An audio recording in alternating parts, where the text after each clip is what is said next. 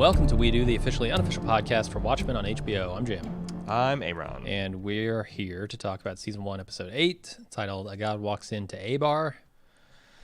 Cal, A-X, Cal, Abar. Mm-hmm. Yep. And what'd you think of this episode? It's an amazing episode. It's one of my like, if you're just talking about singular episodes of television, it's one of my favorite ones because I feel like this is where this entire season kind of came together and revealed itself in all of its glory. And I think there's a lot of glory to reveal.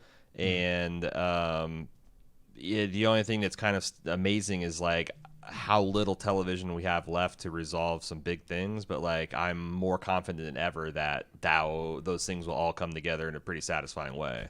Yeah. And I'm, even though, that's the other thing is, as I was watching this a second time, I was kind of chuckling about how like people were really kind of crowing over figuring out the Dr. Manhattan reveal, like that's actually Cal. The knuckle fingers, the knuckle. Yeah, like that was stuff. like that was the trick the show had. Like, oh, you done. We looked behind the curtain and we saw the man pulling the levers, and you're fucking saddled, man, Damon Lindelof, and then he flops this episode out, and yeah, it's amazing that the show could survive such a big reveal being kind of ruined so early, because it had been, by a lot of things.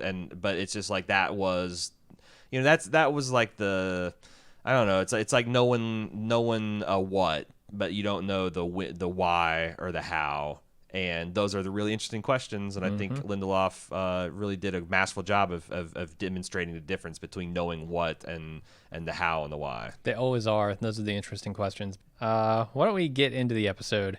We see on Vivian Day 10 years ago, Dr. Manhattan walks into the bar where Angela is commemorating the anniversary of her parents' death and asks her to dinner tomorrow night. And Dr. Manhattan tells her that he's Dr. Manhattan. She's super skeptical.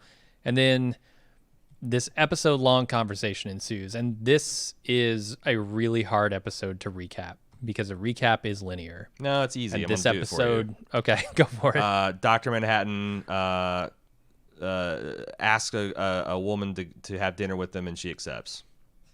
Episode recapped. Okay. Yeah, and he also does a few other things, but we'll get there. But that's what happens in this episode. I mean, it is. Yeah, that's essentially the crux of it. At least 10 years ago. Did you know, before I guess we get started, that this bar that's called Eddie's Bar is intended to be the actual bar that the comedian shot the mother of his unborn child in? Why do you say it was intended to be that? Did Lindelof or somebody? I read there was an interview with the director where they, like, first of all, there's some people that like were speculating it because of the name of the bar, and it's okay. Sure, the name is like Edward Blake. Yeah. But the director said that they intended it to be like, that bar was like more in a smaller part of the town, and like everything had built up around it, and that's now called Eddie's Bar, to kind of like, and there was a whole bunch of set dressing in that bar that was reminiscent of the bar in the comic books. I don't think it changes. I don't think it matters. It's just that I think that they did intend that. Man, that's kind of crazy that a bar could survive 20 years through like a changing of the guard here, right? Like you go from a country to a state, and somehow that unrest doesn't result in the end of your bar. Well, I guess pretty lucky that's bar. The other thing is like, didn't he do that at the end of the war? Like essentially, like this. So like the upheaval was probably, I guess, well, other than suicide bombers and whatnot. Yeah. But also, I also like the mural that has been repeatedly defaced and repaired. Like you can see how they painted over the blood on his hands from the last episode, and they painted across the murder, and the the persons are fixing it. It's kind of like, it reminds me of that picture of the old lady that tried to fix the picture of Jesus. Have you seen that one? Where she tried to restore this like medieval picture of Jesus that her church had, and she just used like fucking acrylic paint, and she's not an artist, and just fucking ruined it. And there's a Nice. lot of that. Like you see, like the way Manhattan is done in the mural is like one particular art style, and then some just unskilled person slaps some blue over some graffiti, and it's kind of ruined it. And I don't know what they're suggesting there, except for I don't know. Manhattan's got a big yellow dick. Yeah, that's false. Well, it could be. That dick could be any color he wants. I mean, that's one That's thing. true. He can make it It yellow can if you be want it. any color that he wants it to be. Uh, Fuchsia, Yeah, name some other colors. orange, Uh-huh. verdant green, Forest green? forest green, hunter green, racing green, Damn. candy apple red is the preferred That would be my Manhattan preferred, dog. yeah. Yeah. For sure. Yeah. So much faster. Okay. Another thing we learn in this scene when he's talking with Angela is that this stuff that's happening with him on Mars is some kind of pre-recorded event thing that's happening over and over again. Is he orchestrating it, or I think so. The way they I work- think the implication is yes, he is. Yeah, but the way he words it, I thought that there was Yeah. room to suggest that like this is a phenomenon that I've observed happening, and it just is. Like he's not taking credit for it. Could be. I interpreted it the other way, that he was. I Doing think it. I think either one could be fair by the letter of what he said. Which that strikes me as a plan. Does Dr. Manhattan have a plan? Or I guess the question is, yeah, that's present tense. I'm going to try and say, it's 2019. He has a plan. It is weird. I mean, it is and isn't weird to say that Dr. Manhattan has a plan, because obviously for him to do anything, he has to think of something and do it. Yeah. Just because it's always, but that's where that's where my brain breaks. It's like, okay, Right. well, yeah, like, even if he just wanted to sit Indian style on Mars for the rest of the heat until the heat death of the universe, that's still a decision he made, and it's something he was always going to make, but he still had to make it. Yeah, so it seems like there is some plan afoot here, in terms that we would understand as human beings. We just don't quite know what it is yet. The conversation continues here, and we're shown how Dr. Manhattan created life on Europa. He tells Angela the story of his childhood, which includes a manor and his first encounter with what he calls love. And then the young John Osterman is caught peeping on the manor's owners, and they give him a sex talk and a Bible. Two things that should never be given in combination. And the owners, we find out, are the people who are Mr. Phillips and Mrs. Crookshanks are modeled after. Did you see that the Sci-Fi blog confirmed that this drawing of Adam and Eve was actually done by Dave Gibbons, the illustrator of the original Watchmen series? I didn't know that. Yeah, I thought that was a pretty cool touch. But yeah. To where he also got so he got his love for like vivariums from there, because this manor home had one of these plants in a bottle type of situations, and that was kind of hinted, that they've been dropping seeds for that. Like, as I remember, episode 2 or 3, one of the PD files was dropped. David Latimer, which is this guy who's created a self-contained one of these things. I forget what the exact. It's not terrarium. One of them is like a fully enclosed thing. But he's got this bottle that's been fully enclosed for like 50 years with some kind of It's called the vegetation Biodome. in it. Or I've seen the movie. Your biosphere, maybe that's what it is. It's like an artificial biosphere. But I thought that was pretty cool. Yeah, there are a lot of inspirations here, right? Like he sees this biodome. He sees there's something tied up with the apple and the tomato apple tree. Like, yes, I can't quite suss out what they're getting at with like him creating a paradise, a Garden of Eden for these people on Europa. Yeah. And changing the apples to tomatoes. That's not the fruit of the knowledge of good and bad. Right, like he's wanting to try to create this paradise where everybody cares more for each other. He ends up creating his own hell essentially, but free will is like a huge question here, and it even ties back to his father. They sort of paint John Osterman, or sorry, Hans Osterman. I don't know what his father's name is. John's father. They paint him as a man who is attempting to exert some sort of free will over his life because he's a fugitive from his own country. He's being sort of just handheld through the process of getting to the new world, and they say that he makes these watches, he fixes these watches to exert some kind of control over his life. And so I think it's interesting that, that John so spectacularly fails to create something with free will, even though he's the watchmaker's son. It sort of tells you about a state of the universe that is frightening to us. Right, and it's also funny, like in a deterministic universe, the idea that you try to do anything to exert control when there's absolutely no control that you have. And I feel like that's people like looking at the 7K canon and going, I need to fix watches. Right? Like, I need to fix watches because I can't get my head around this. Yeah, no, I feel you. I understand that. Do we have any? This is just a weird experience he has with this couple.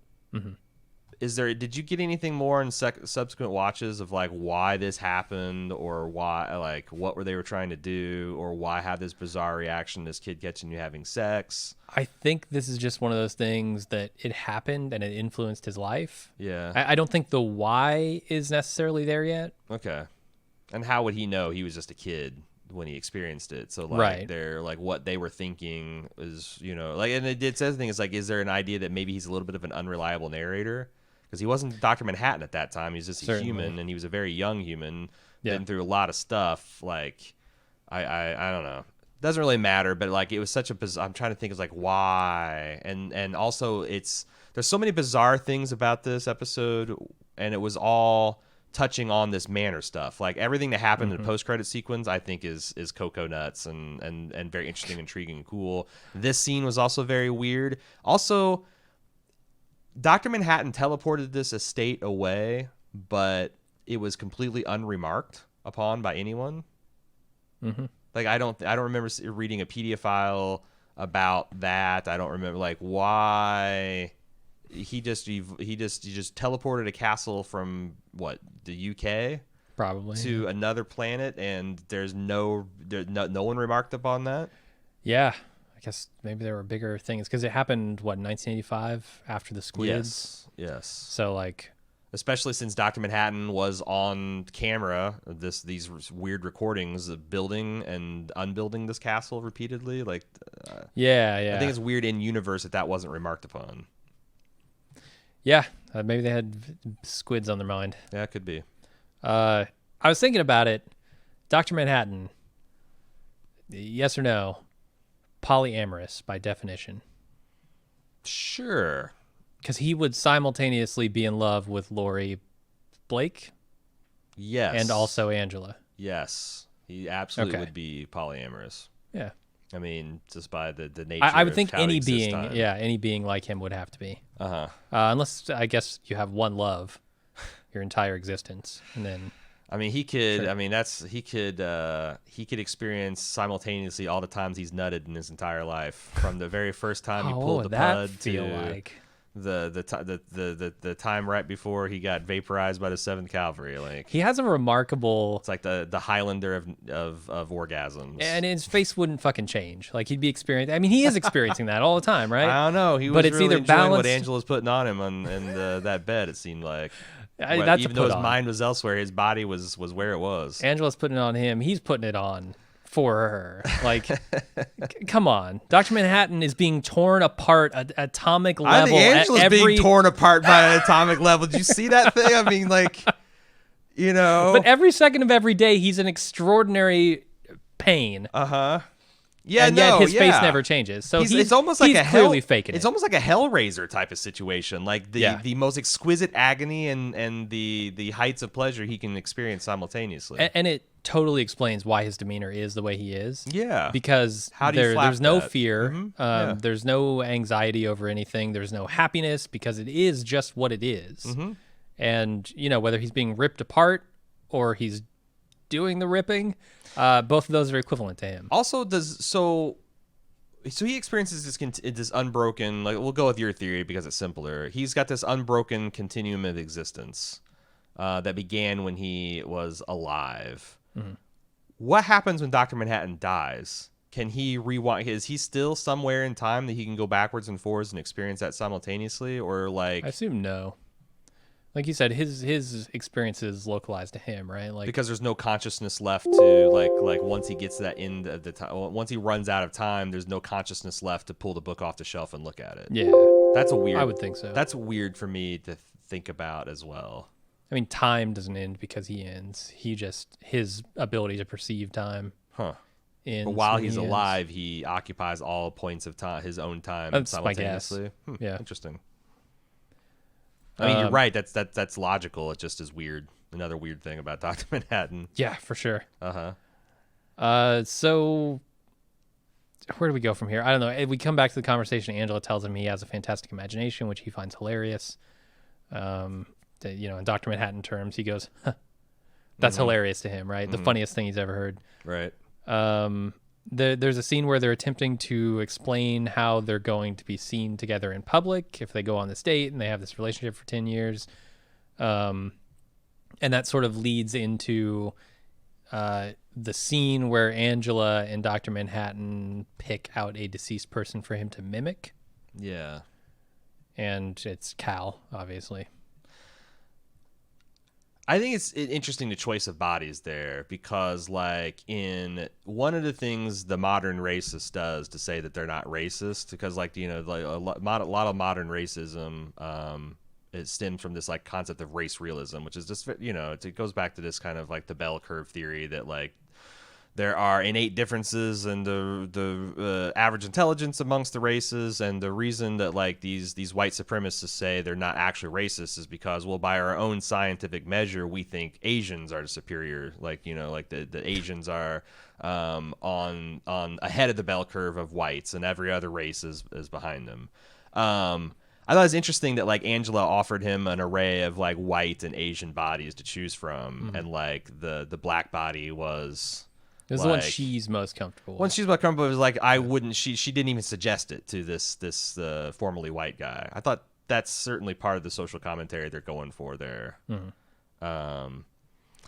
This point, because you maintained, I think, throughout most of our live watch when we were talking that you thought that his voice didn't change from when he went from Dr. Manhattan to Cal, and I thought it was unmistakable. There was not only like a tonal but inflection. It's clear the same actor, but he was doing a performance of Dr. Manhattan that changed when he became Cal. And I thought Yahya Abdul-Mateen was just kind of killing it on all the different levels of being Dr. Manhattan. When you watched it again, do you still feel that way, that there wasn't? I mean, I don't think his voice changed much. Uh-huh. There's a slight change. Sure. What do you think Dr. Manhattan looked like when he took off his mask? Do you think he looked like Cal, or do you think he looked more like Billy Crudup, or did he look more like the illustration of Dr. Manhattan in the comics? Because I think it's the latter. He had a generic face that we're not meant to know, obviously. So like, the question is pointless. They don't show us his face for a reason. They're definitely they want to, in contrast for what they did with Will Reeves, they want to very much say that they're not retconning Dr. Manhattan's appearance. Okay. Or making it impossible to tell whether they are or not, which is in a sense not retconning it. Sure. So there's this line in here that says, "I'm going to forget so much more," but that's conversation for another time. And I assume he's referring to the 10 years that he spends. I think so, yeah. Okay. He already knows the sacrifice he's going to make for her. Yeah. So then Dr. Manhattan claims, hey, we're going to be together for 10 years, and it's going to end tragically. And then her new favorite song plays on the jukebox, and he claims that in 6 months she's going to tell him to leave, which we get to see. There's a, it just fades sort of seamlessly into this fight that they have. Which I found to be a super interesting scene for Angela as a character. Because she's having a hugely difficult time dealing with the idea that he doesn't experience the fear that she experiences. Right. That he doesn't have to worry about anything. Yeah, no, because he knows how things are going to happen. That's like Adrian points out later in the episode. Yeah, there's no risk. and just like how, as a mortal, how would you have a relationship with a god? Like, how could it not just ultimately be condescending and patronizing and, you know, all the other things that Dr. Manhattan's lovers have hurled accurately at him over the years? Like, everything they say is true. He's just sad because, you know, the nature of his existence infuriates mortals. Yeah. Absolutely. And I think the risk is the important thing to note here. Like she says, I'm taking so many risks. You're not risking anything, because later we'll see that he does, in fact, take a risk to be with her. And her idea of a relationship that's going to end sort of being not worth having at all. Like she says, if we're not going to be together, then why are we together? Which seems like a narrow way to view our relationship, but okay. It is like, but that's the thing. It's like, I thought that was an interesting question. Like the Arrival asked too, is like, you know, would you do a relationship if you knew it definitely is going to end and is going to end badly? Yeah. And the ultimate refutation of that, like most people say, no, I wouldn't. If I'd known now, I would never have done it. But like, you know, what things like the movie Arrival and what this tries to have you understand is that all good things end badly, or else they wouldn't end.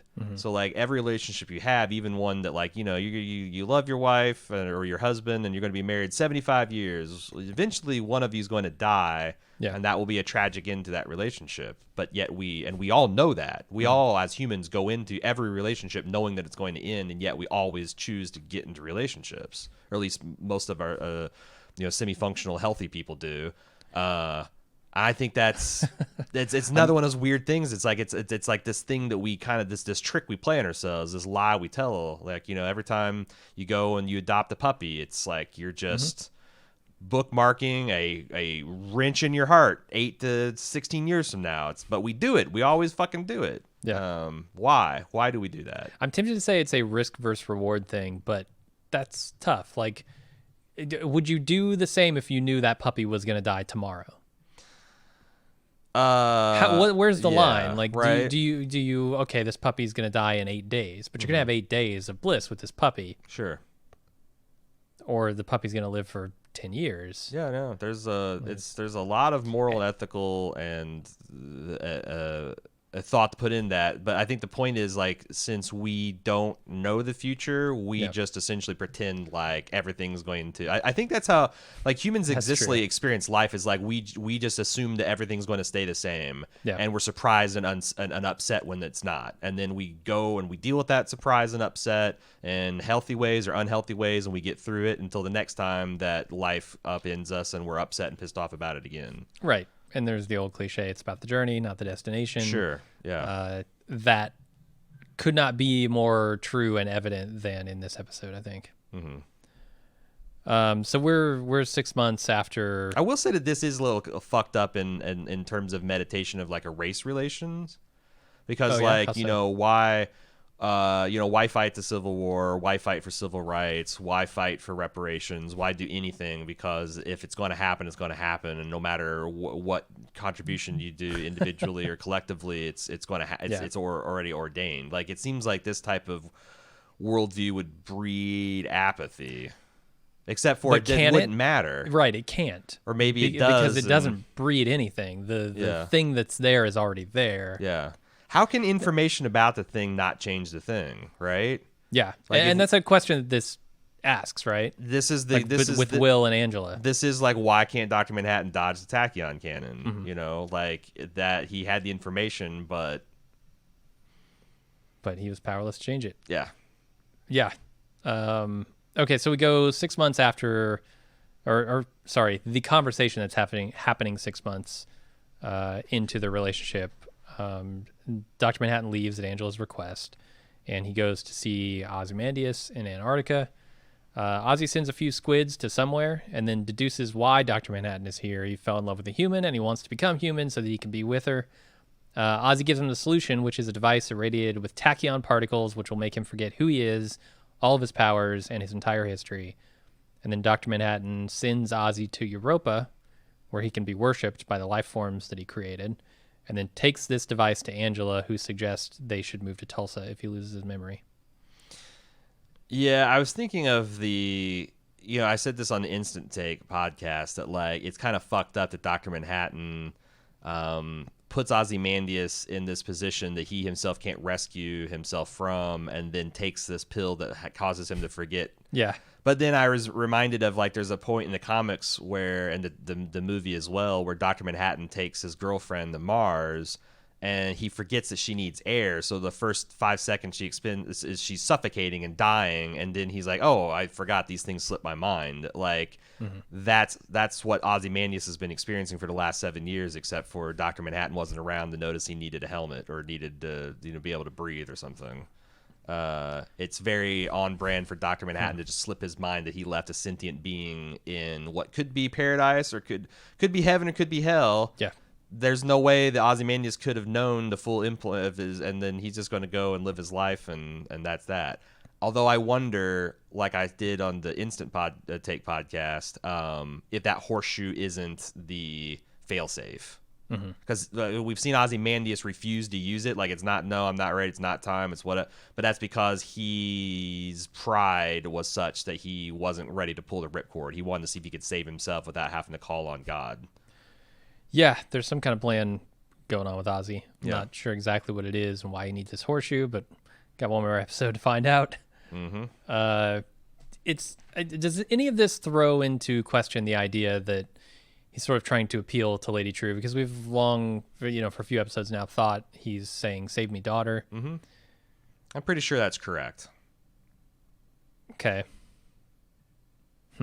And the Lady Trieu Vite alliance was before this, because he talked, Adrian mentions that he knew that he was creating life on Europa, and how Little Elephant told me. Well, we now know through all the elephant imagery, questionable and otherwise, that that's something tied to Lady Trieu. So Lady Trieu knew about the Europa thing and told Ozymandias for some reason. And then is that another reason why she built all these? Well, I'm trying to think of, like, which came when first. did they communicate? Her solar system wide tracking system. Like, why the fusion drives? Why the probes into space? Why did she build a plant, like a solar system wide surveillance system? Did she suspect that Dr. Manhattan was like? Because that's the thing. Like the thing I don't know now, because I feel like I know everything everyone else's plan, is I don't know what Lady Trieu wanted to do, and when did she come up with the idea to do it?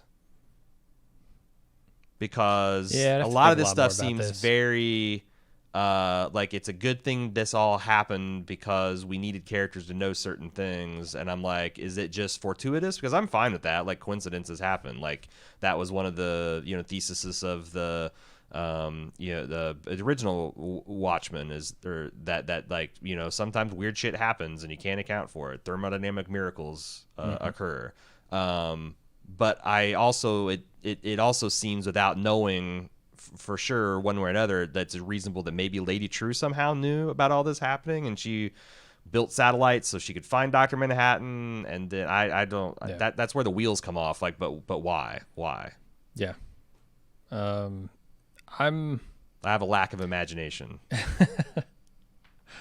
So there's a part of this when he's talking with Angela after the Ozzy stuff, which probably need to talk a lot more about the Ozzy stuff, because there's a lot of shit in there.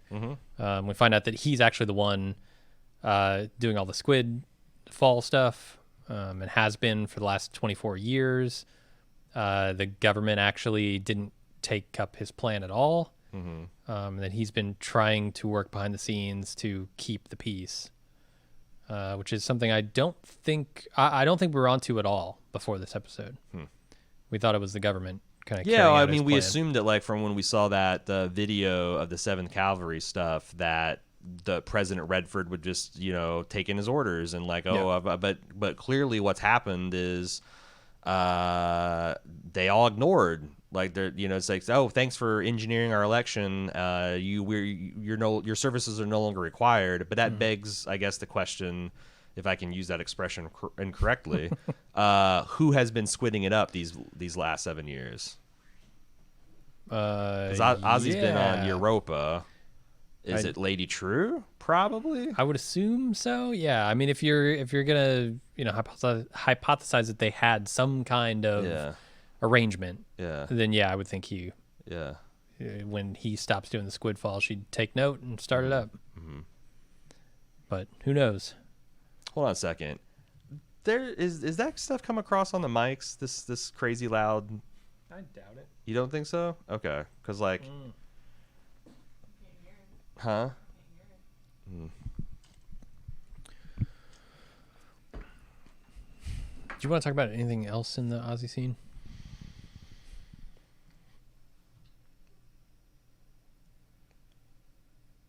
So another thing I want to talk about Ozymandias scene is something that I used to argue with my mom, because my mom would always one of the things I wasn't allowed to do is partake in entertainment that showed like magic or other arcane things, but also anything that had violence. And like I was arguing is like, well, like if like and this kind of like also had me questioning like my own theology, because like a life devoid of conflict, like think about like what a life with zero conflict looks like, and how like meaningless it must seem. And like, you know, like it's kind of like, but do Christians give thought about what it's going to be like in heaven? Because if you look in the Bible, or like common conceptions where you're just kind of like standing and basking in the adoration of God and like singing his praises of all of eternity, it's like, is that consistent with what we consider a satisfying human existence?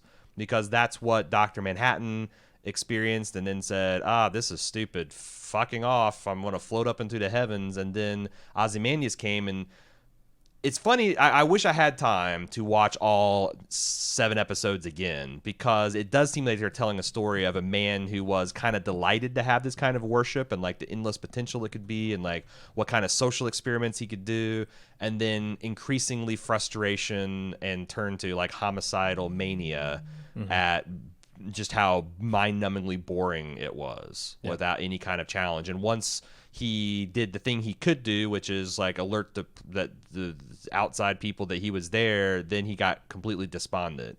But I also thought, it's like, is this interesting that like Ozymandias always kind of showed himself as like, well, I murdered 3 million people, sure, but it's for the greater good. Here he's murdering completely virtuous beings that Dr. Manhattan made very clear to this episode are thinking and feeling, and they have consciousness, and they have self-determination, and they are perfectly aware of what's going on. The difference is that they are completely unselfish, and they're focused around others' gratification. Is this say that Ozymandias is actually an insane killer and always has been? Because there was no need to kill any of these people. It was for a purely selfish purpose. Like, he saw these people as less than... He saw these people who were inherently the type of beings that he wanted to bring about on Earth as less than, and as something he could just use for his own ends. And I think that says something profound about what Damon Lindelof thinks about Ozymandias. Yeah, and it could further illuminate the trial scene. When all of these things that he's done to these people are sort of shown to him. You know, I'm talking about the squid attack event that killed 3 million people or whatever. He sort of has to reckon with the idea that even down to its core, fundamentally, his principles were flawed. Yeah. And that he killed those people for no reason. It is weird, though, like, now that I know the whole story about Crookshanks and her male counterpart, Phillips, thank you. What is the whole deal with the trial? What is the deal with the tomatoes smashing in the faces? How's that square with them only seeking to serve others instead of themselves? Like, well, so the game warden is slightly different. Somehow. I think he's the same. The only difference between him is he had personal experience with God, and also experienced the loss of him abandoning them. Yeah. But like, I don't think he's different in the way he's constructed or how his consciousness is formed. I agree, yeah. Okay. But has he been changed somehow by those experiences? I guess is the question. Like, changed in a way that would alter like Dr. Manhattan's fundamental nature? Sure. Huh. I don't know. I mean, so that like, does that blow up free will or determination? I'm trying to think. Yeah. That's because is that like Damon Lindelof's stealth backdoor hope that like if a being that is created purely as selfless can be corrupted to the point where it becomes cynical and if not selfish, at least certainly cynical, hard-bitten, disillusioned in life, can we as humans who seemingly were born as a selfish like creature, could we do the opposite and decide to, you know, make a permanent change to some other state? Or does it only go? Is this like emotional entropy? It only goes one way. Like you have to expend energy to create order from chaos, and in absence of that energy, it collapses into chaos. Like, are we can we put forth an extraordinary amount of energy to become angels, but then our trend is towards demon? I don't know. Yeah, no, it's a good question. Because I also, as I was watching this on subsequent times, I was thinking like, what is the point? You know, what is the statement about humanity? What is what is he trying to say? You know, what does he want a audience member to take? What is he hoping? Like, you know, if he's an artist, maybe he just puts it out there and people. But I think most artists have probably some kind of hope of what they want people to take away from their art. I wonder what the thesis is going to be when everything's said and done. I mean, I think it's going to revolve around Angela's reactions to these realizations and these experiences, because she very clearly at the end of this episode is unwilling to accept the reality that Dr. Manhattan's put in front of her, right? That this is inevitability and it's going to happen. There's absolutely no reason to fight it, and it's both futile, but it's also what he loves about the human being that is Angela. Yeah. And maybe that's enough to just say, like, even if this is all futile, it's how we attempt to exert some control and make things better that matters. Not in any cosmic sense, but in the sense of humanity. I don't know. So we go back to the conversation in Vietnam. Angela asks for more details about their 10 years together, including their adopted kids and where they live. She puts a ring in his head as we sort of flash forward again, and then we revisit the end of last episode. And Dr. Manhattan is a little disoriented. He remembers... Before we go, there's a couple other things we need to point out, though, because he states that he would never pass his powers on to someone without without their consent, but that he could do it by creating some kind of organic matrix to hold his power and have someone consume that, and his illustration is an egg. Yeah, and I think that's an example of how he could do it. Yeah, probably but that's important for later. And also eggs, holy shit. Yeah. Holy shit, eggs have been all over the goddamn place. They have. Yeah. So he is very disoriented coming out of this memory hole, and he remembers saving Angela on the White Knight. And then he walks on the pool and he teleports the kids to Will, and he reveals that he set this whole thing up 10 years ago. I don't know where to go from there, because we then get a scene with Will, but I kind of want to take this in chunks. Okay. So big question, why is it important for Angela to see him on the pool?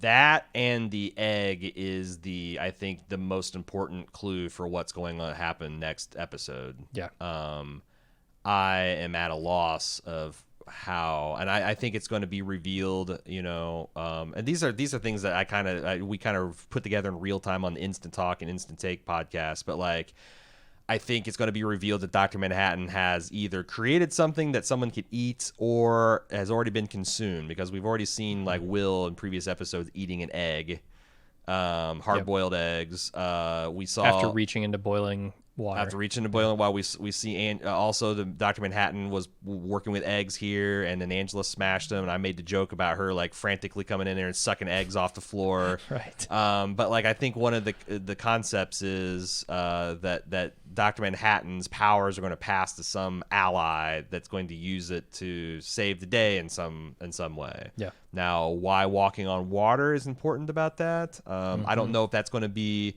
Because, like, if Angela is reverse Dr. Manhattan, then she's already got the powers, but she doesn't know it. Like, maybe if she instinctively uses the power reflexively, like if she's in a situation where she could walk on water for some reason and it just happens, that's when she knows she's Manhattan, and that will unlock all of her powers. Like, oh, shit, the powers are in the waffles.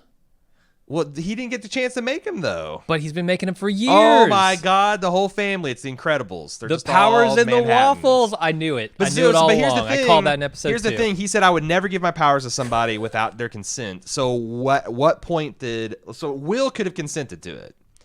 Angela would have to consent to this in the future.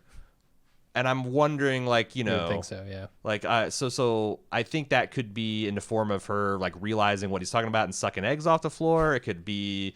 like you know, Will giving her a box that has a cookie or a waffle in it. Like, there's a lot of different ways that could happen, but she has to say, I want this, or has had to revealed in the past to have said, I want this at some point.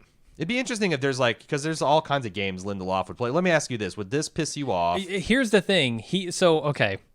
Dr. Manhattan's perception of time, the future is the past. So he could have been making the waffles all along with the stuff for her to turn into Dr. Manhattan, knowing that in the future she says, I want to turn into Dr. Manhattan.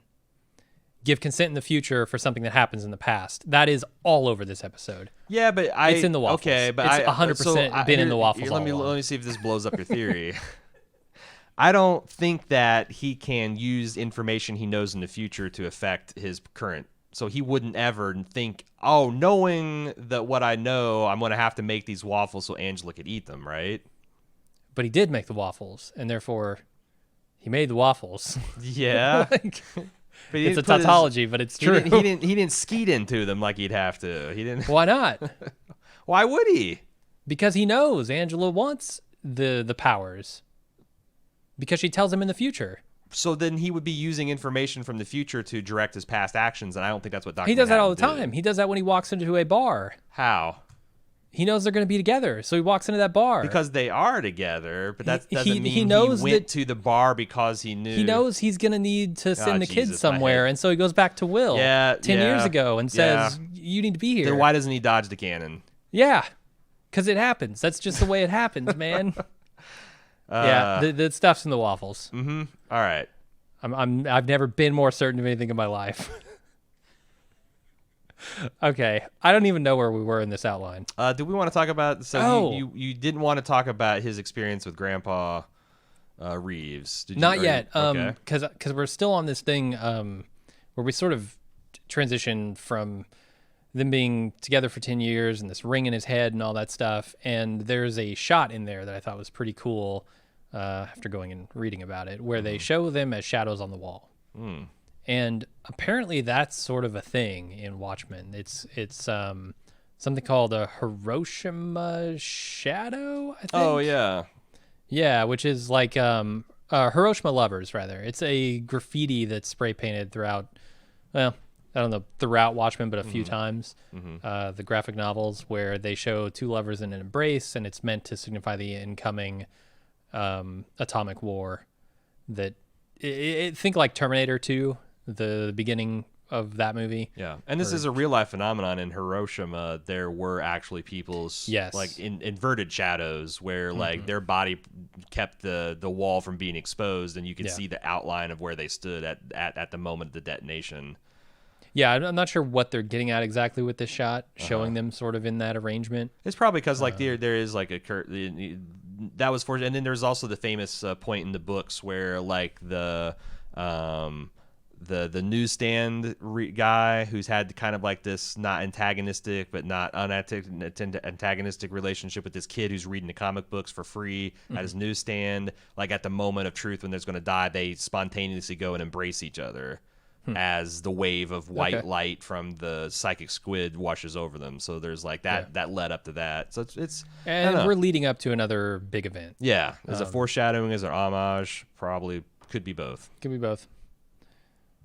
So then we go to the scene with Will 10 years ago, where Dr. Manhattan goes to him and informs him of Angela's existence. And this is where things get strange and really cool. Dr. Manhattan is being sort of used as a time bridge here to connect 10 years ago Will and modern day Angela. Telephone, you might say. Sure, that sounds about right. And Angela asks Will why he killed Judd via this time bridge, but Will doesn't know who Judd is yet. And Angela realizes that she might have just inadvertently killed Judd by asking that question. And Regina King, the realization, this real-time acknowledgement of, oh shit, this is the moment. Like she's having the same sort of reaction that John or Dr. Manhattan has to her wanting to go out and protect him. Like, this is the moment I fell in love with you. This is the moment that she killed Judd Crawford, right? Right. And you can read that all over her face. It's so good. Is this my fault? Yeah. Yeah. It's great. I really loved it. And then, you know, John, Dr. Manhattan's in the background the whole time going, oh, which came first, the chicken or the egg? Perhaps both. He's philosophizing while her mind is being blown. Isn't it a good thing that he's dead? Like, why does it matter where the idea came from if it's... Yeah. And then, anything else on that scene, or should we go to the waffles? Dr. Manhattan makes waffles. He knows the 7K is outside. He tells Angela, they're going to destroy me. And she decides she's not going to let that happen, so she grabs some guns. She heads outside. This is the moment that Dr. Manhattan falls in love with her, and then Angela tries to take on the 7K, which does not go well. No. So Dr. Manhattan intervenes enough to save her, but he's also blasted with a tachyon cannon and teleported away. What happened to the 7th Cavalry man that manned the gun? Did he get vaporized along with Dr. Manhattan? Because there's a person that crewed that weapon, and after Manhattan disappears, he's gone. Yeah, I don't know. I was wondering that too. I wonder if he got blasted back by the force of the blast, or did he keel over dead, or maybe. Because as I watched it, everything kind of hit me once. I just assumed like Angela shot the guy afterwards, but no, he's just gone. He was there 1 minute and then he's gone. Yeah, maybe he fell off the truck and Angela's gonna go kill him shortly after that. Turns out it's Lady Trieu. Okay. The whole time. His lube man. Oh, maybe he gets teleported into the same place that Dr. Manhattan goes, and now he's got a... Yeah, there's a reckoning, right? Like, you just teleported me away, you motherfucker. Yeah, because that's the thing. Like, I don't understand, like, once... Because he said it's a 2-step process. I'll be forcibly teleported, and then I'll be destroyed. Yeah. Once you teleport Dr. Manhattan, how do you... I mean, that's the thing. Is like teleporting Dr. Manhattan, okay, but how do you destroy him? That's the thing that is the $1 million question. And I'm trying to think. This is the one thing that I'm kind of a little bit worried. I'm not very worried because so far this thing's been killing it. But like, and this is the reason why I think cliffhangers suck as endings, because they're not answering the why. They're not answering the how. They're just answering they're teasing the what, is what I was trying to say. Yeah. I'm always far more interested in how people are going to react to situations, what it's going to mean for the people involved in those situations.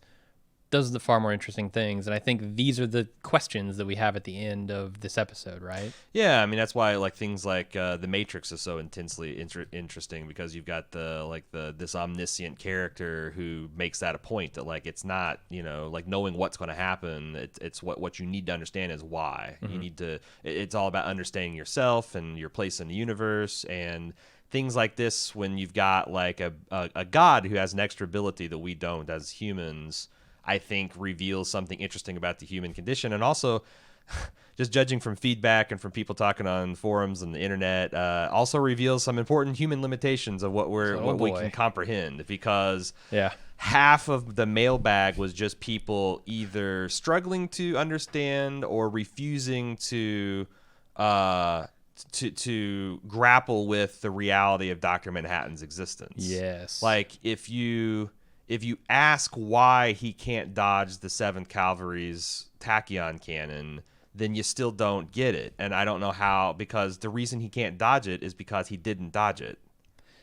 Yeah, I don't know when we want to really go deep on this one, because I'm sure we will at some point in this episode. But yeah, I found myself sort of having to re-answer those questions. Oh, I can tell, like on the podcast, like why did he pick Angela? No, I mean that's still that's an interesting question, I think. Why Angela? Of all the billions of people on Earth, why Angela? And I don't know if that is a thing that we're going to potentially answer next episode, or if that is something that is meant to be a question without an answer. Well, it's much like why life on Earth. Well, right, because I was going to say, like, to me, it's clear that, I mean, you can probably think of a chain of events that would make sense, and I will suggest one. But the reason he fell in love with Angela is because he fell in love with Angela. Right. You know? But why? My question is not why did he fall in love with Angela. My question is why Angela. It's Because one of those. John Osterman was born. But it's one of those things where like, oh, it's a television show, and everybody in the television show is going to obviously connect with each other, right? It's like it's those sort of incestuous pieces of a television show. Like, you're not going to introduce a new character that he falls in love with here just because that's how it happened. You got to fall in love with the main character of the show, right? But I still don't understand. I guess I was presuming that you wouldn't have a problem with that after you thought about it more. I don't understand what the problem is, because there isn't a problem. Yeah. My question is a question without an answer, and I understand that. Like, causality is the life on Earth, like I said, is a question without an answer. Why life? Because life. Like, that's the answer to that question.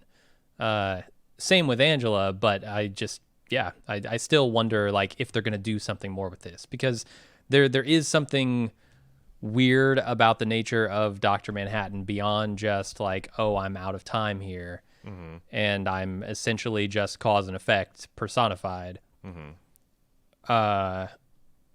There seems to be some ability of his to control something. He clearly makes decisions, right? And maybe he makes decisions because those are decisions he makes. Yeah, I mean, it's a question of free will. That's what I'm saying. I think this episode is definitely getting to it. But like at one point, he sort of oddly tips his hand in a weird way. He says like, I can't see the future and my ability to control things is limited. And I don't know if he means like just the fact that he doesn't have the powers in those moments, but how could he know he doesn't have the powers in those moments? Like there's a line in there that doesn't quite line up with the basic understanding of like causality, deterministic outcomes of things. Yeah, you're right. That's not very tidy for him to say. You know, I understand him saying like, I'm going to go through this tunnel and I'm going to come out of it and I'm going to be confused and I need somebody to look after my kids while that's happening. But that shows that he has some kind of, because like, what if he hadn't gone back or what if he hadn't talked to the grandfather and arranged all this before? Would his children have died? Would they all have been killed in the 7th Cavalry attack? Like, well, this is why that question or that statement from him feels so weird in this episode, because he did go back, right? Like, it's not a question of whether he could have or not. What if he didn't? Well, it's kind of like that's just what happened, and like, but his perception of it is something that he has some limited control over, right? Right.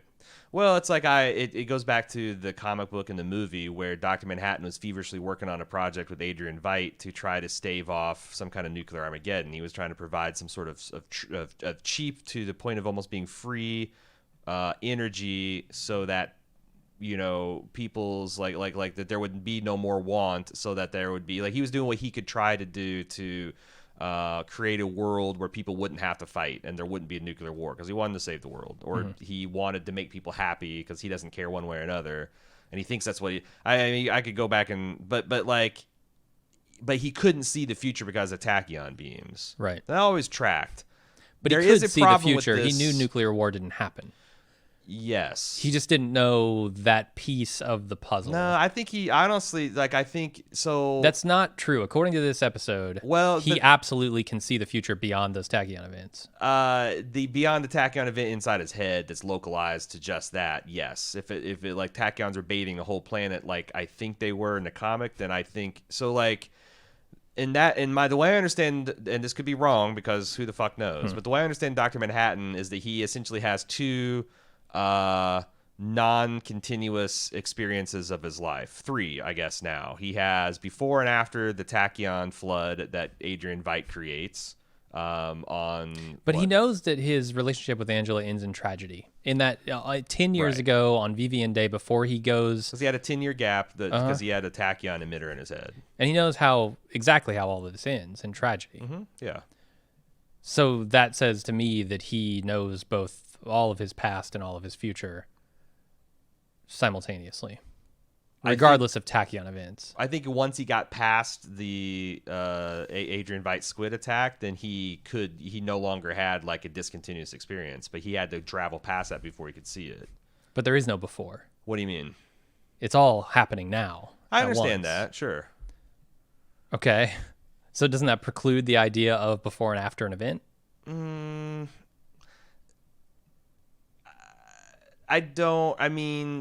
just going with what Dr. Manhattan says. He can't see past a certain event, which means he absolutely could not see his future at that point. And then you're saying that, like, at a certain point in time, that he was going to move past that thing, and now he could see, and he can clearly see his past. Yeah, maybe it's a case of the show not quite lining up with the movies or comics, but I'm hesitant to go there because, like, but no, your problem is with the comics too, because as this seeing how Dr. Manhattan survived the squid attack, then by your logic, he absolutely should have been able to see past that and be aware of it. Right. What I'm saying is maybe the logic in the two is different.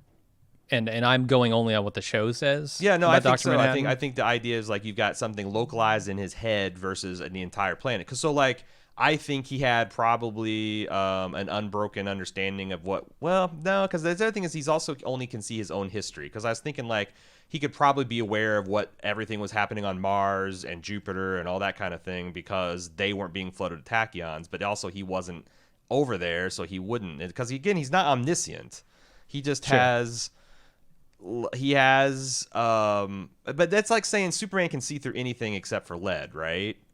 Now Superman can open the lead box and see what's in the lead box, and now he knows, but he didn't know before. And I think that's what Dr. Manhattan's experience with these tachyon events is like. These are boxes that he cannot see into. They're like lead shields. Once he opens them up, then all that information comes flooding back to him. And that kind of ties into like some of this Jesus Christ stuff about like when Jesus came to earth, again, the way I was taught. This might not be a universal Christian faith, part of faith, but like I was always taught that when Jesus came, when he became a human and was born from Mary, that he didn't have knowledge of his pre-human existence. Okay, let me ask you, how would he know in the scene with Angela that they were going to be together for 10 years? Because at the end of 10 years, she's going to beat him to death, beat his head into the hammer and pull that ring out. Once that ring is removed, then not only does he know, not only do he have awareness of what happened while he was in the tunnel, but he also had awareness of what happened after because the ring. Yeah. That's exactly my point. Are we arguing the same thing here? Just I don't know, around because each like, what other? is the difference between flooding the Earth with tachyons and flooding Dr. Manhattan's head with tachyons? That's, I think, is the crucial difference. Yeah, fundamentally, I assume there is no difference. I don't know why you'd say that, because like... But I don't know why you would say otherwise. It's the difference between me blindfolding you and me shrouding the entire world in darkness. Like... Okay, but if his perception of his life is limited anyway to his localization of his body and his form, then what's the fucking difference? I mean, this is good stuff because I'm sure there's lots of people on both sides of this argument, but I think I've fully articulated it. I don't think there's anything I can say that's going to... And I totally think you're wrong about that. But... I mean, that's fine. I totally think you're wrong. Yeah. So I just lack... I think that there's a vocabulary that doesn't exist to explain fully the concept of Dr. Manhattan. And as you say, these are, this is a man, or two men, Alan Moore and Damon Lindelof, trying to describe an existence that they themselves cannot comprehend from a common framework that they share with all of humanity. So like there is multiple translation problems here. But, yeah. Absolutely. I mean, so like I said, it's like I guess, so you're saying that both the movie and the television series and the comic book, I guess, are all flawed in the same way, which is, either Dr. Manhattan... No, I'm not even... I've actually sort of absolved myself of the idea that there is a flaw there. What I'm saying is that he knows both his past and his future beyond any kind of tachyon event, and he's powerless to change it anyway. So it doesn't matter. Like, yes, he knows that Adrian's going to set off a squid attack and that's going to stop a war, but he also can't do anything about it because... But why does he... So what... so the other interesting question, and this is some evidence here, is that he won't tell Angela what tragedy befalls her, but he knows it's going to happen, right? Is this similar to like him not telling Lori that like, hey, no matter what's going to happen, like 3 million people are going to die in New York, and there's going to be a squid attack, and there's nothing we can do about it. Like, he didn't it didn't seem like he was withholding information. He said, and that's the other thing is, does Dr. Manhattan ever lie? Because I don't know why he would. He seems like he's unfailingly honest, not because it's like a fault of his. It's just like he doesn't have any other choice than to like the idea of like hiding information would just not occur to him. So like, why wouldn't? I understand why he wouldn't tell Aunt. Actually, I don't. I don't understand why he's being coy about the nature of the tragedy. It seems like that's because he was coy about the nature of the tragedy. Like that's the thing that I think is most frustrating about this episode, while simultaneously being the best thing about this episode, is that you cannot attribute like any sort of like free will or anything to him. Like, he does it because he does it. And that's the end of the statement. That is the end of the line of questioning, period. And that goes back to the and that is extremely frustrating to people, especially in television, because you're used to trying to get into the heads of the characters and understand why they do the things they do, and this confounds that entirely. And I think that like the Watchmen universe is like, do we want to talk about the difference between the deterministic and indeterministic? Because I feel like the Watchmen universe, the Watchmen universe by its name and its analogy to John Osterman's past as a watchmaker's son, is a deterministic universe. Like, everything that happened in the universe, including the creation of Dr. Manhattan, was ordained from the Big Bang. Like, the hydrogen was going to coalesce into stars. They were going to nova. They were going to make a planet that's the third rock around the sun. And eventually, a man would become a god. And then, like all those things. Like, there is no free will in this universe. Do you believe that? For the most part, I think I do. I couldn't like really provide a vigorous defense of it. Or even articulate a counter argument. Because there's a lot of science, and we'll get to that in the feedback, but there's a lot of science that suggests that we humans make decisions before we actually consciously are aware. Let me be careful. The science suggests that our bodies take action before our brains tell us to do it. Before our consciousess center activates. And I don't know, because like I honestly don't like the idea that we live in a deterministic universe, because it seems like, no, I don't think anybody does. The way I square it is, I think that moment to moment we are deterministic, but like we have the ability to change the internal conditions of our machine. Like, you know, we can, like, in any moment, whether we're going to snap at someone or take it in stride, or we're going to pick A or B, is depending on like where our like brains are at and the chemicals flowing through them and the electrical impulses of our nervous system. But we can choose to do things like get a better night's sleep and take better care of ourselves and, you know, meditate. And then we would be less likely to be snappish and angry and make rash decisions in the future. But I don't know if that's just me bullshitting myself, because the idea that like I could step aside and say like, oh, I'm going to start getting better night's sleep because I almost killed myself by being rash in a car the other day. That could be like maybe a person whose slight brain chemistry was a little bit different would not be able to change that. So like I could be fooling myself. And now we're into quantum mechanics, and I'm really out of my depth. I have no conceptual understanding. But I mean, like a lot of the world that we live in doesn't make sense if like the why we punish criminals is completely stupid if we live in a determinist society. Like there's you're punishing people for things that they can't help. No, and this is why people are having such a hard time grasping the concept of him not being able to step out of the way of that canon. It's because it doesn't feel good. It feels really fucking bad to us as human beings who want to, at the worst, pretend that we have some kind of free will. We want to believe our lives are like a novel that's unfolding as we're turning the pages, instead of like it's a novel form that already written with a beginning and end, and we're just reading through it. And I've seen it explained like that. Okay, think of like a movie, right? Like you play the movie of your life. You can watch it, but you can't change it. It's just the movie is what the movie is. Right. And whether you have seen the movie once, twice, 400 times, you knowing what's going to happen in that movie gives you no ability to change it whatsoever. Yeah.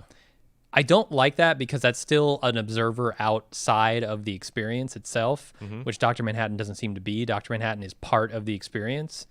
So he's both like the observer and the subject here.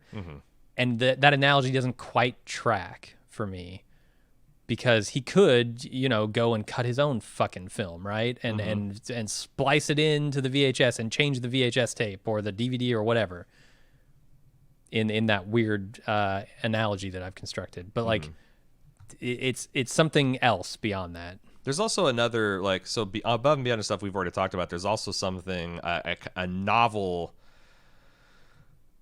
kind of paradox that I think that they introduce into this, which is they sent information backwards through time.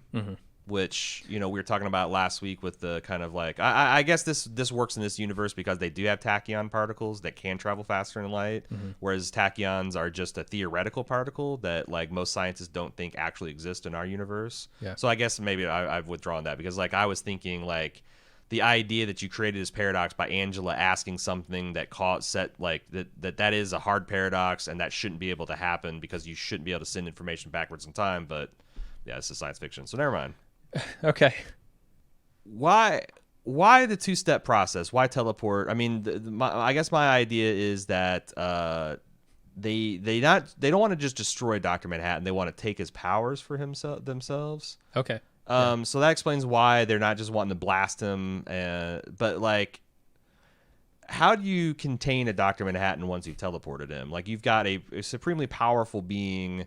And I'm not even sure he can be killed. Like, I don't even know what it looks like to kill him. You do it with sci-fi mumbo jumbo. That's how you do it. Yeah, I guess so. But I'm wondering if that will be seen as satisfying. That like they're just going to, hand wave away. That like, well, that we just did it. We did it. Look, man, they connected Angela to a fucking elephant to drain her bad memory juice. Like, there's plenty of sci-fi that people will tolerate. I guess. And I'm thinking more and more of this pointing to Lady Trieu being in league with the 7K somehow. Yeah. Because we saw that they have a lot of her tech in their warehouse, but also I think only she could come up with a device that could contain Dr. Manhattan. I don't think fucking Keen's doing it. I don't think Judd Crawford's doing it. None of the dumb fucks. Well, if 7Ks are going to be able to do it. So that meteor that hit earlier in the season on the Clark farm, the Kent farm.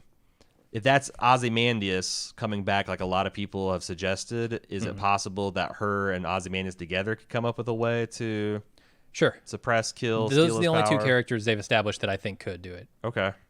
And it leans right into my idea of Lady Trieu ultimately being a villain or somehow driven by... It could honestly be that she is a direct analog to the person that Adrian Veidt used to be.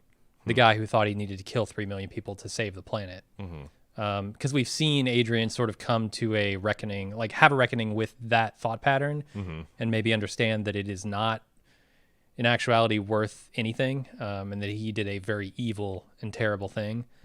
And so Lady Trieu could be sort of an acolyte who he needs to now defeat and Angela needs to defeat. Because she's gonna repeat the mistakes that Adrian did. Yeah, because it's like we take it for granted that had he not done the psychic squid, the world would have ended in nuclear war, but not necessarily. Right. Like you look at the Cuban Missile Crisis, like that was a really close run thing, but at the end of the day, humans like de-escalated back down, like. Robbing them of the experience of doing that might have done more harm than good. Like he's taken for granted that what he did at least delayed thermonuclear war on the planet, and I don't know that is actually an evidence. He did something and there was no nuclear war, but like we don't know that there would have been nuclear war had he not. It could have been just Nixon blusters and whoever the premier over in Russia blusters, and neither one of them launched the nukes because why the fuck would you? Sure. But yeah, we'll see. We go back to the conversation in Vietnam, and Angela asks about the terrible thing that's going to happen to him, but he won't say anything. And she agrees to have dinner. I didn't want to say it until we got to the end, but I think this is an incredibly elegantly written episode. Oh, yeah. like the framework of this episode and just the way that it conveys this strange relationship with time, and free will, and everything that it's going for. It's going for big ideas, and yet it's set in this fucking bar, essentially. This tiny hole in the wall. I'm thinking of like in terms of like relational dynamics and dialogue. This year there's been two standout ones I can think of. One is in True Detective, one is in Watchmen, and they're both a black man and a black woman having a conversation, having a relationship. I think that's kind of interesting. This is like one of the better kind of like I there's so many things are amazingly written. I thought like Dr. Manhattan threaded the needle of being like playful and flirtatious, but also still being kind of like Dr. Manhattan. You know, like I don't think they cheated. Like some stuff he said was very romantic and was great. He was spitting great game, but it was all stuff that I believed that Dr. Manhattan was capable of. You know, they didn't like just make him be like I don't know, what would be an unrealistic way for Dr. Manhattan to pick up a lady? Walk up completely nude. I don't know, it's like a Joey Tribbiani from Friends. Like, hey, you know, it's like yeah, or you're walking to the bar nude or something like it. But it felt very Dr. Manhattan, and it's also very sweet and romantic and tragic. And it felt as advertised. Extremely Lindelof too. Like this is Lindelof being Lindelof, and this is what I like most about Lindelof when he's telling these interesting character stories. And normally his go-to move is the flashback. And I think it's super interesting that he does the flash forwards in this to tell you the same stories. Yeah, it's really, really intricately and elegantly plotted and constructed. Total agreement on that. I appreciate this one.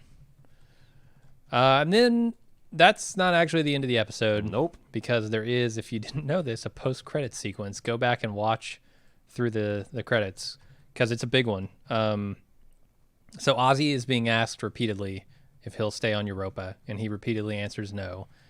And every time he does, a tomato is smashed in his face. Like the first 30 seconds of the scene was against the credits, and it's just Master, will you stay? No, smash. Like we were thinking, like, are they like putting his eyes out? Is this some sort of physical torture? Like, what the fuck is this squelching, gross, squishing noise that happens? And it's tomatoes. Yeah, it's tomatoes to the face. What does it mean? Afterward, he's put in a cell where the game warden brings him a cake, which we find out has a horseshoe in it. You don't know that exactly yet, but they discuss the loneliness of this book, Fog Dancing, and the game warden discusses heaven and its nature with Ozzy, and then he notices this horseshoe in the cake, and he gets super excited and he starts digging at the floor.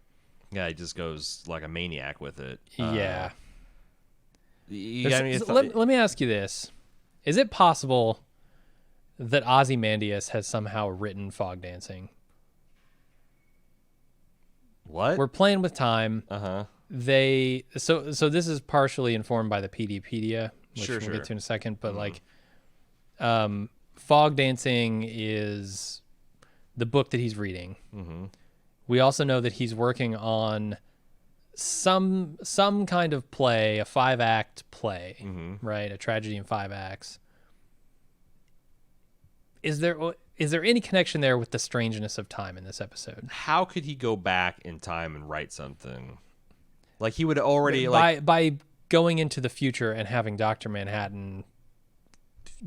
I don't know. I don't know. It's a good question. I'm just throwing the question out there because there's something weird about all this with Fog Dancing that I haven't completely thought through yet. I thought it was just kind of playing homage to, because we already knew that this guy, like we already knew this about his history. This was all established in Watchmen, the comic books, through the errata that was in between episodes. So I think it's just like Damon Lindelof kind of like using that and like giving it a little bit of like, some Slaughterhouse-Five flair and kind of fleshing it out that. And the fact that like things never end. They just spawn new things, like the fact that this spawned Agent Petey to, you know, be interested in masks, and like the rejection he got for his essay on what the fog dancing means made him like be consumed with proving his theories right, which led him to be an FBI agent, which probably led him to be the Lube Man. Probably. Or as we should probably call him, the fog dancer. Uh-huh. And how just like the Minutemen the Minutemen inspired the Crime Busters, the second wave of it's like that this is all these events taking place are inspiring yet another wave. And like Ozymandias inspired Lady Trieu. Like they're saying something about that, but I don't know about him actually going back in time, because like that's the one thing I'm not even quite sure about. The actual paradox itself, it all tracks, but like I didn't think that's the way Dr. Manhattan worked. But no, I mean nothing about any of this says that anyone can travel through time. They can simply there's send one information character back, which is almost the same, right? Like what you're saying is Dr. Manhattan appears before Ozymandias in 1971, but they send information to someone else, not themselves, right? But that information could affect the person. That's the reasons like Einstein, for example, so against the idea that you could send information faster than light, because you could. Let me ask you this: could he have inspired the writing of fog dancing by sometime in the future, communicating possibly through Dr. Manhattan to his dude in? It seems like though that the experience with Dr. Manhattan in the War of Vietnam and the War of Vietnam itself is what inspired. You know, just like Vonnegut's experience with, you know, the firebombing of Dresden inspired Slaughterhouse 5. Like, I think just like the trauma of Vietnam with the additional fucked up elements of Dr. Manhattan vaporizing people and the comedian doing like, Winter Soldier shit to like the nth degree, like is what was inspired. That trauma inspired the book. Yeah. But. Yeah, and I don't know if Ozzy had any role in that in the future. And even got like there's generational trauma there, because that author then gave birth to a kid who then became the director and writer of the in-universe American Hero story. Did you know that? Oh, is that true? Yeah. Huh. That he's like the son of the guy who wrote the fog dancing and who was the architect of the plot or architect of the story of the psychic squid stuff, is the actual sire of the person who made the American Hero story. Interesting. So there's some other stuff in this conversation that I think is kind of worth thinking about when the game warden's talking about heaven and, you know, how he was sort of Adam and he was there for the creation of this world, and that's what kind of soured him on the whole thing. And he asks Ozymandias why heaven is not enough. Is heaven not enough for you? And he says, no, heaven is not enough because heaven doesn't need me. Mm-hmm. Which paints a picture of a very egotistical man. Which Adrian Veidt certainly is. Mm-hmm.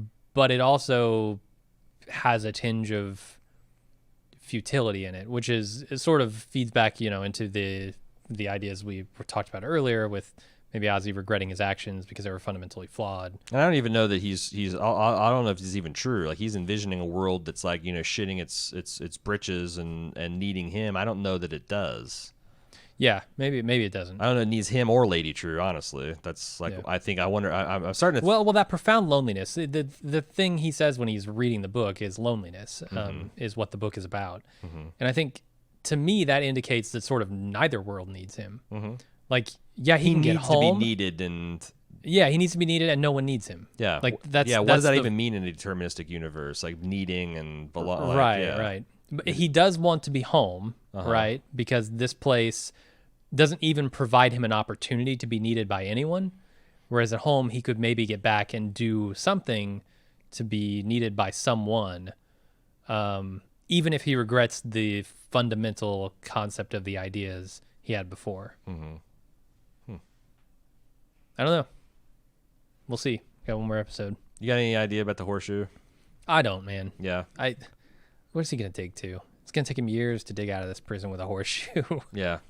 There's Yeah. I mean, that's a clear, like, the thing is like, because that's, I like my idea that, like, he could break this in half and it would, like, summon Dr. Manhattan or some shit like that. But he like, doesn't. He digs with what it. he does is he not only just he digs, but he, like, moves his bed in, like, a Shawshank Redemption kind of way. Like, he's going to tunnel out of here and, like. Or maybe get something that he's knows is placed there yeah, at some point. Because he digs in a very specific location, although it could just be hiding it. Yeah, I don't know. And I don't know what makes the game warden tick. Like, why? I mean, as people point out on the internet, like, he's wearing a mask, and we know from Laurie's dissertation that people wear masks because of trauma they experienced, and he experienced the trauma of the god leaving. Yeah. But still, why this? Why the thou shalt not leave? Why did the Dr. Manhattan give them that edict? To not leave. The not leave is because it seems like, are they capable of leaving? I mean, I guess that's a really good question. Maybe eventually. like, what happens if you just walk to the edge of this thing? I mean, you can go through it. You can certainly be catapulted. You can be catapulted through. So I'm just wondering, like, why the prohibition on leaving? Why would Dr. Manhattan tell his creation not to leave? Why did it have to remain hidden? Is that something is like a test for them? Like, if they ever do leave, then they become interesting. Like the tree of knowledge of good and bad. Yeah, like leaving the Garden of Eden is the first step of becoming human in the Bible. So because before then, I don't know what we were, but we were immortal, perfect beings, and that's not humanity. And he specifically did not give them apples. Like, we have to remember, he wants to keep them as they are. Right. Adrian is the one that invented the tomatoes on the trees. Yeah. Is he? Yeah, because like, I think the game warden said something about, like, I appreciated tomatoes you sent over. Like, that's the first time he'd. Yeah, I got the idea that he had genetically engineered those trees, that they didn't exist in the original version. Can't remember. It's been like, that's episode 2 or something. That's forever ago. Yeah, couldn't tell you. Okay, what else we got? Do you want to talk about the PD files? Yeah, let's do it. Okay, first up, there's a memo, Fog Dancing, which is Agent Petey. So a couple things that happened. Apparently, shit has gone down in Tulsa. They talk about destruction raining down from above. That not only has Agent Blake gone missing, but there's unidentified subjects number 1 and number 2, which were redacted. There actually says the conspicuous absence of redacted and redacted gives an indication as to the identities of the remains, but given so, like, what is that? What is the redacted thing? Like the absence of. Yeah. But then there's also unidentified remains that they may be Agent Blake, which we know it's not. And they have hazmat. There's martial laws under Tulsa, and the hazmat teams are. So my guess is that the 7th Cavalry led off with some kind of portal technology. Instead of dropping squids on them, they dropped some kind of munitions, or I don't know what. Could be. But that was shocking to me, that something like this big in universe happened, and we were not privy to it until we saw this out of universe thing happen. Right, which I assume we'll see next episode. Yeah, and then he finds this copy of Fog Dancing in Wade's bomb shelter or squid shelter, and this kind of led him to this, like, kind of introspective discussion of the novel itself, and that he also found this particular magazine that was from this what was this magazine? It was like something. I can't remember. Celebrating this artist's life. They wrote the Fog Dancing, and they were running this contest where if you could write an essay that explained the meaning of fog dancing, then you could win this bronze bust of this gas mask. It's the newspaper, the magazine's calling card, and he wrote that, and he came in 50th out of 50th in the contest. And that kind of lit a fire of arrogance and dickishness under him, which he carried through into his present day. And then we get to see that actual summary of it. Yeah, and right? he talks about this being his origin story, like why he became an FBI agent is being rejected and all this stuff. Yeah, ties in nicely if he's Lube Man, that kind of thing. And then he mentioned that Agent Blake once told him that masked heroes get two origin stories. The identity that circumstances create for you and the one that you choose for yourself. And he said going down into Wade's bunker and seeing both this book and this crazy thermodynamic miracle, which is this magazine that had his essay that he wrote as a teenager, is kind of his second origin story. And then they have the clipping from this Nothing Ever Ends magazine. I don't know. Do you want to? So the idea that in this fictional version of Vietnam, or this alternate history version of Vietnam, these special forces guys called fog dancers, and they wore these flame retardant uniforms, and they used this thing called SPF 666, which was like some kind of super flame retardant material, and they would go in and do like the dirtiest of dirty deeds in the jungles of Vietnam. Yeah, cleaning up the messes of these atrocities. Yeah. So this guy, and they had this thing called Sunset Haze, which is like super napalm. And he goes, so the hero of this is a fog dancer, and he gets out of Vietnam, and he falls in love with this lady who is a anti-war activist or an anti-Nixon activist, and they want to take the system down, and they find some funding from this kind of liberal rabble rouser who also has invented this thing called, I forget what the name of shut-eye. It's a gas that gives you dreamless sleep. And they go and they find this factory where they have they made all these weapons and stuff, and they go to blow up this factory, and they realize that this guy who's named Mr. Dow owns the company makes Shut-Eye, and this thing is not just a sleep aid, but it also is a mind control agent that manipulates people into revolting against power.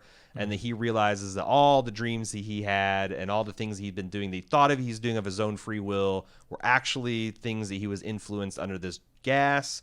But then that's not all, because And then he wakes up. And finds out that he was injured in Vietnam, and he's being nursed back to health by this woman he thought was his freedom fighter, and that they think that he can make a full recovery from his injury because he got too much a whiff of this Sunset Haze. Haze. And the thing is that he's to cure him, he's got to take Shut-Eye for the rest of his life. So then he decides to shoot himself in the head because that's the only way he can get rest. What does this all mean? I don't know, man.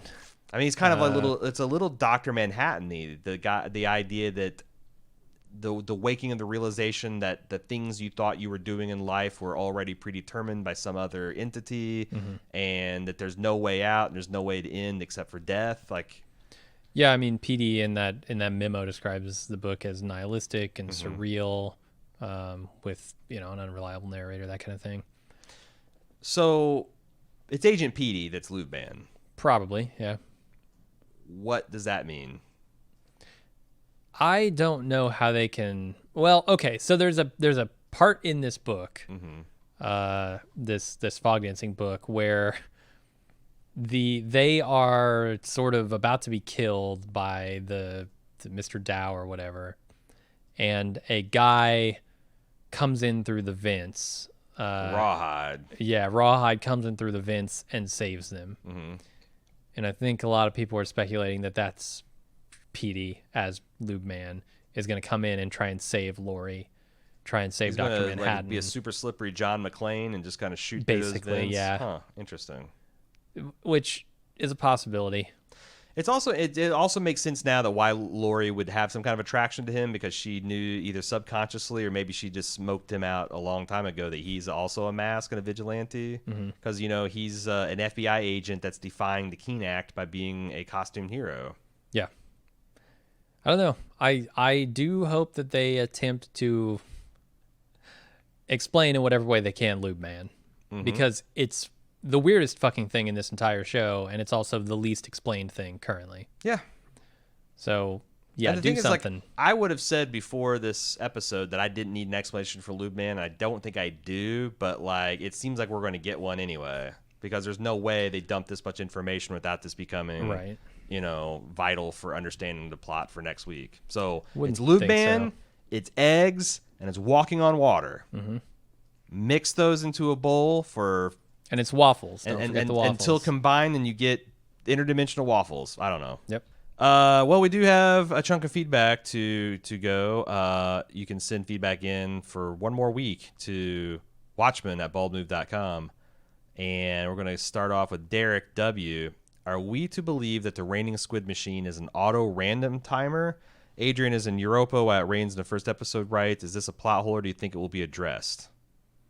I mean, we talked about this kind of. It's Yeah. probably something like that, or it's Lady Trieu picking up where he left off, that kind of thing. Somebody besides Adrian, I imagine it will be addressed, because I don't think that after what Adrian said that the federal government had any intention or any interest in keeping this going. No. Or maybe they did, like maybe, I don't know, is there, like, I don't know enough about the universe. So it's like, was there like a 6-month period after Adrian disappeared that like the squid storm stopped for a bit, and then the government's like, oh shit, we got to get this going. Like It's possible. Yeah. who knows? Probably find out next week. Caitlin, I imagine most people are going to be speculating on who or how Dr. Manhattan's powers could be passed to someone, but did you get the impression they could be taken? Whereas bar conversations with Angela felt explicitly like he could give them to someone, but he made a point about not giving them without consent. I'm not a Watchmen expert, so I may be off, but my impression is of Dr. Manhattan that he's sort of a tragic figure in the fact that he can't or won't stop a tragedy he knows is going to happen. He doesn't strike me as a type that would give his powers to someone so they could save him.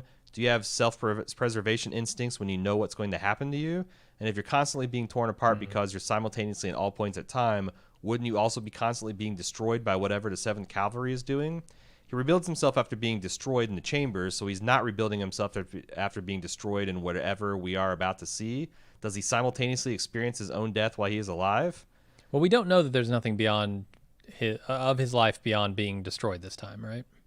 Yes. He doesn't say anything about it, but that doesn't mean it doesn't exist. Yeah, and also I was trying to think of alternate ways you can interpret tragedy, like the relationship ending in tragedy if he in fact doesn't die. Yeah. Maybe she dies. Yeah, I don't know. I don't know. I don't know. They're all good questions. Because, yeah, how do you kill Dr. Manhattan? That's what I keep coming back to. And like you said, with the sci-fi gun, and that feels wrong to me, but we'll see. Jason says, man, what an outstanding episode. This laid so much groundwork while also being spectacular in its own right. Are we leading up to a very complicated ending where the 7th Cavalry aren't as bad as we're led to believe? In episode 6, we get Judd's confession by Will's flashlight machine that the robe was just his granddad's and that's why he was keeping it. It got me thinking about what we've seen the 7th Cavalry actually do. They open up the show by shooting the police officer but not killing him. We have them defending themselves against cops coming to their hideout. We've got them attempting to kidnap someone we know was not actually in danger and was working with them the whole time. Is it possible we are missing something? Much of this show has been leaning on empathy and not understanding other people's struggles. Does this go for the 7th Cavalry as well? By the way, I'm a black guy living in America, so I'm not trying to be one of these secret white supremacist assholes crying about how hard it is to be white in America, but more so the walking a mile in some other person's shoes. I mean, it's pretty easy to look at the stuff Keene says and go, that's a bad guy. Mm-hmm. Yes. Judd, man, it's really fucking hard to justify Judd's actions in my mind. I mean, but like, I'm kind of with you, Jason, that this could be some kind of Obi-Wan Kenobi certain point of view bullshit where it's like, you know, these guys are playing a role that's in the greater good to bring some kind of something in the same way that the squid was like an evil act, but if it's staved off, like I could see that. But like, I think if anything, they're patsies.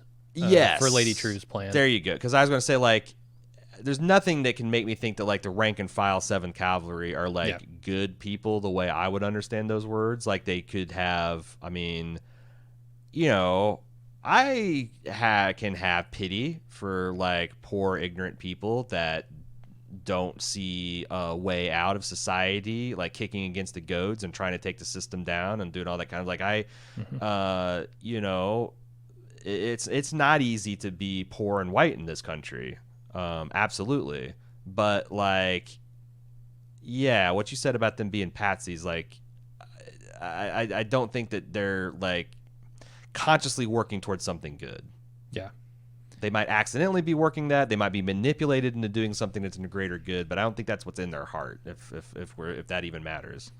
Pierre, I want to point out a few threads that have been tied together by this latest episode. I've been working on an idea lately, and I want to throw it out here to see what you think. Lindelof discussed the season's relationship with the original material a while back using the following quote. They will, however, be remixed, because the bass lines and those familiar tracks are just too good, and we'd be fools not to sample them. Those original 12 issues are our Old Testament when the New Testament came along and did not erase what came before it. Obviously, Dr. Manhattan is the Christ of Lindelof's New Testament. He is a portion of God that was brought down to humanity's level. He walks among us and is able to sacrifice himself to save other humans, seemingly. Also, if high school literature class has taught me anything, it's that head wounds automatically make people Christ figures. Ha. Is it head? I guess like he did have the crown of thorns. It's usually hand and like side wounds, but yeah, he did have the crown of thorns. Foot wounds too. The most interesting part of this parallel comes when John is telling Angela that he could distill some of his divine essence into organic matter that could be consumed, bestowing gifts upon the recipient. Is this not a metaphor for communion? Sure. I have the feeling that John will die for the sins of mankind, and in the process, he won't just turn Keen into superhuman. He will cause all of humanity to ascend at least somewhat. I think he will use the world clock in some way to distribute his understanding of time and the universe to all of humanity, elevating them. Holy shit. Wow, how do you get to that ending in a television show? That would end storytelling. If all humanity was Dr. Manhattan's, like there's no more seasons. There's no more seasons of Watchmen. No, unless it's a temporary effect. Yeah, maybe. Or like I said, is Doctor like we talked about this on the Incident podcast. Like, is Dr. Manhattan as a person? Is the way Dr. Manhattan is inevitable result of being Dr. Manhattan, or is this Dr. Manhattan seen through the prism of John Osterman? And if you had a John King Manhattan, he would be a racist prick version of Dr. Manhattan. And if you had an Ozymandias Dr. Manhattan, would he just be this preening, self-righteous prick type of like? I don't know. Yeah, I mean, it seems like it's at least tinged with who John used to be. Sure.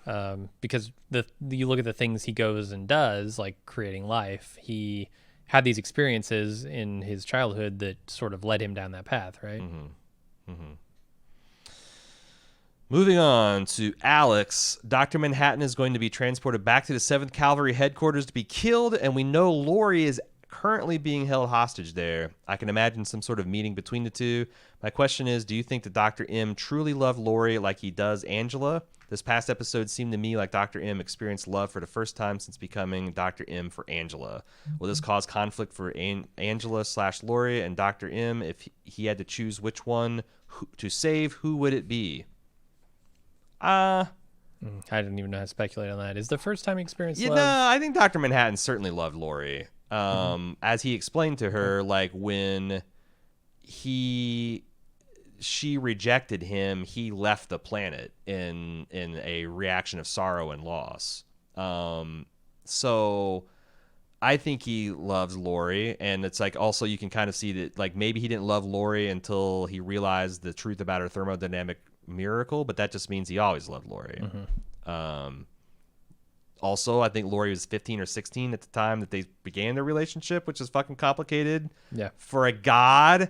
But, who's going to hold him accountable? Yeah, right. Right. What's the law of consent between a deity and a teenager?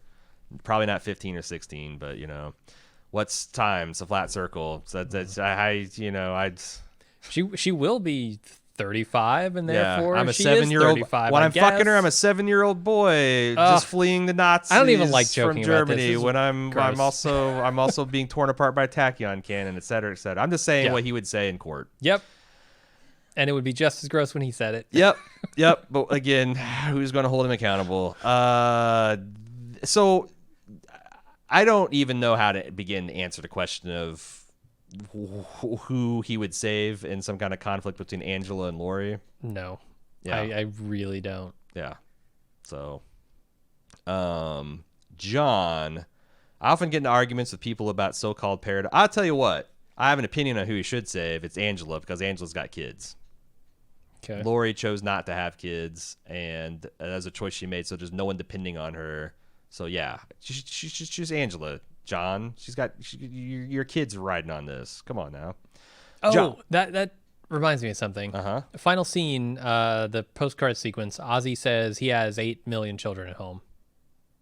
Did he say million? It says million. In the subtitles, I looked at it. It says million. What the fuck? I assumed Is that a typo? He was rounding up to billion. Me too.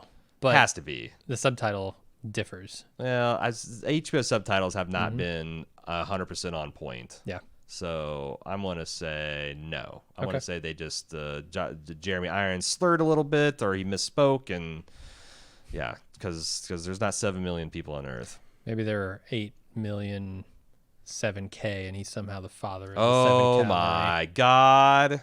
Oh my God. That's a lot of Rorschach masks. John with an H. This isn't actually an omniscient being.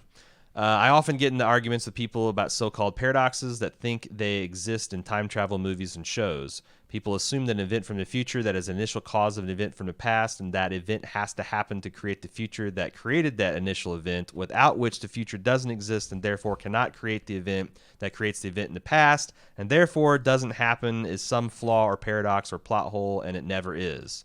Right. Since Einstein, we've known that there is no scientific reason why time flows in one direction, why events flow from cause to effect rather than reverse. Time as we understand it, as we experience it as humans, is an illusion. If time is an illusion, what is it? How would you see it from outside the illusion? It's a dimension. Then there is the multiverse theory, one of them anyway, which I'm sure you're familiar with. This suggests that in every moment and all possibilities, in every moment, all possibilities exist until the moment actually happens in time. The wave collapses into a particle, and when that happens, one timeline happens, but that's just in your universe. The multiverse theory suggests that every other possibility also happened, spawning new timelines elsewhere, new universes for every possibility that did not occur. One component of this isn't often discussed, though, is for that to happen, time would have to exist and not be an illusion. I guess I'm going to take your word for it, John. For these multiverses to spawn, they have to exist in a flowing time that forks off moment by moment in a direction towards the future. To someone outside of the illusion of time, though, there is no moment to moment. There's only the all-time. To see time as it really is or isn't, you'd have to see all the waveforms collapsed. Each timeless moment of possibility would collapse to a single particle that they did eventually become. The probability disappears because it's already happened in the all-time. I don't know what that means. I don't know why time has to exist, because it seems like it's entirely possible for the universe to be an infinite number of possibilities that then slowly collapse into a big bang. Like, why can't that be the way the world works? I don't know. Or the universe, I don't know guess. enough about quantum mechanics to even begin to approach that topic. So here's an interesting thing he introduced. He says there's split brain experiments used to treat severe epilepsy, where they sever the corpus callosum, that is a communication bridge in your brain between the two hemispheres. That's shown an interesting side effect of how the brain delegates behaviors and cognition to separate regions. If they show your left eye, which talks to the right hemisphere of your brain, a picture, your right hand can draw the image shown, but the language center, which is in the right hemisphere, cannot see the image or describe it in any way. When you ask the left hemisphere to explain this behavior as to why you chose to draw this image, it then makes up a story explaining why. The way that the brain does stuff and then makes up a story of why it's done is mixed up in the paradox of free will, which we've already discussed. The brain's ability to explain events as the story is implicated in the free will experiments, where they've shown with MRI machines that the brain activity that initiates an action begins before the person consciously chooses to make that action. In essence, we're doing actions and then afterwards explaining why we chose to do them. Our conscious experience of the world is the story we are telling ourselves. The problem with Dr. Manhattan is that he is both existing as a fourth-dimensional being, but also as a time-bound one. He's like the split brain experiment. One hemisphere is the God being outside of time, and one is the man living within a timeline. You can ask him questions like, why didn't you kill the 7th K guy before he teleported you away? But that's asking the right hemisphere to explain why they drew the picture just then. You can make up a story to explain it, but what happened really was that a timeless being's experience is just disconnected from the time-bound one, or only partially connected or loosely connected. The capacity to explain it, not just in human language, but inside a human brain, doesn't exist. Yeah, I think that's kind of what I was getting at with the VHS, movie of your life kind of problem with that analogy. He's got one last paragraph in him. There are parts of him available within his bigger conscious experience that still understand who he was before he became Dr. Manhattan, so he wants love and companionship, but he's also aware of the infinite that removes meaning from those things. There's part of him still connected to the human man, but he wasn't born a god. However, he's not just a man either. The man version of him can experience all the points at time at once, but can't change them. He fell in love with Angela over 10 years of living with her while also not remembering that period at all. He always loved her, but he also just met her. He's both just becoming Dr. Manhattan while also having always been him. There's a possibility for anything to happen, but also everything has already happened, and there's nothing you can do to change it. He has free will in the same sense that we all do. That is, we don't, but we tell ourselves a story of how we do, and that story is vital for us to believe. Interestingly, studies have shown that people who have been convinced that they don't have free will are much more likely to do antisocial things. We may actually need the lie to function. So no, they can't be. They can't be inherently more likely to. They're just. That's how it always was going to be, right? They were always going to come to those conclusions. If that study is true, then that blows up the concept of determinism because information changed a person's behavior. Right, which should then inform that person that, in fact, you can have an effect on the outcome of this thing, and therefore nullify the results of the test altogether. Like, yeah, that test doesn't work, in my opinion, but I'm not a scientist. Yeah, that's the thing. Is like I like thinking about this as much as the next person, but my brain's really hurting right now. We had lots and lots of people's takes about free will because it's an inherently fascinating concept. Unfortunately, we've been going at this for several hours, and I don't think we're going to solve the nature of free will, determinism versus not. I don't know. Maybe one more hour. One more hour, and we get it. Yeah. We'd solve one of the. I feel like we're really making progress. Really, and then we can move on to like a working theory of consciousness. Okay. Yeah. Just another hour. All in a day's work, and we'll be good to go. What I am very certain of is there will be a final episode of Watchmen that will either make all this make sense or flip over the table completely. It's Schrodinger's Lindelof, and we'll open that box together on Sunday night at 9 p.m. Eastern Standard Time. We'll be here with the Instant Take podcast and the Instant Talk podcast. If you're a club member and you want to interact with us about this finale episode, please send your feedback to watchmen@baldmove.com if you've got it. And we'll be back next week for the Instant Talk, Instant Take on Sunday night, and then the full recap podcast, as always, on Tuesday. Until then, I'm your host, A.Ron. And I'm Jim. See you later.